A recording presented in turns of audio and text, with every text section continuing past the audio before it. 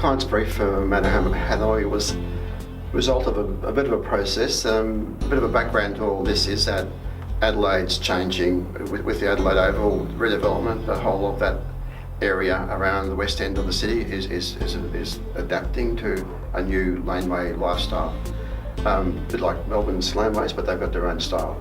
The client wanted to develop, fit out within the casino, an old bar in the casino, to address that. And so we did an initial proposal based on like an artisan style Edwardian interior.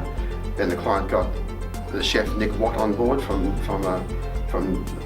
New Zealand, and Nic's idea was to have a Vietnamese restaurant called Madame Hanoi. So it was an interesting kind of thing for us to do, to move from our Edwardian artisan to French colonial. So it wasn't, we're working within the heritage building, which was an old ticketing hall, which had a beautiful coffered ceiling and old kind of blackened ticketing booths in there. So it wasn't a great stretch of the imagination to move into French colonial style with the Vietnamese overlay.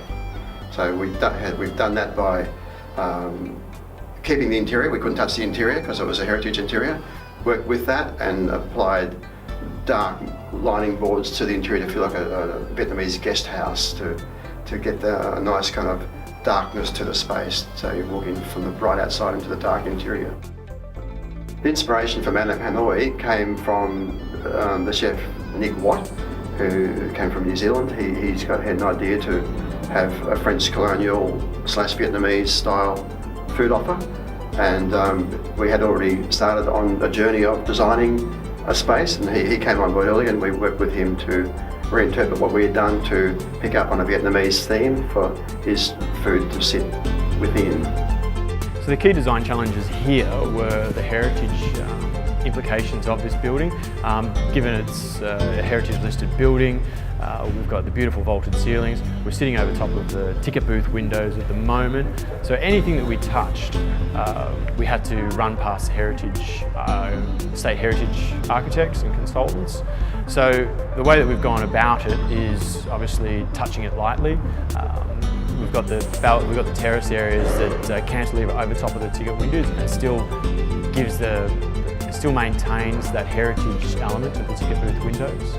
I guess the main innovation in the space was that we had a heritage space we couldn't do much with, but we had a beautiful end wall to the space, a big vaulted end wall. So we always thought that'd be ideal for an artwork.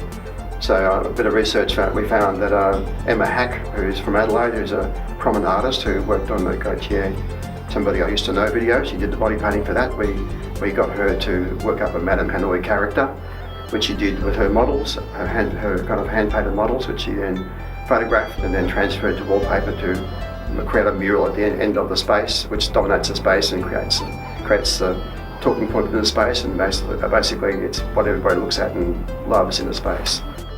The collaboration between the team we were a very close team in that we were a very short construction period, and given that it's a casino, nothing really closes down. So we had a lot of issues in terms of, you've got a main entry onto the casino that this development straddles. So that's got to be kept open the whole time. So the way that the team gelled together, the way that we staged, the way that works were done, the builders being Chevellos.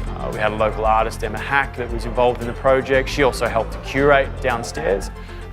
So you can see all the little artefacts that are lying around there, and pictures and posters. It helped to create the atmosphere of what the French Vietnamese influence is.